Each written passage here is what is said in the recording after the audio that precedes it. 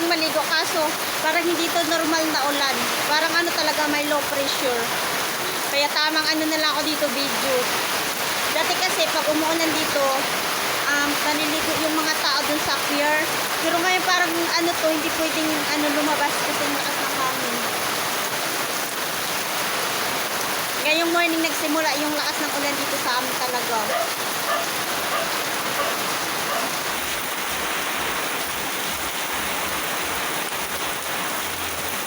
Pero ayan. Talaga ng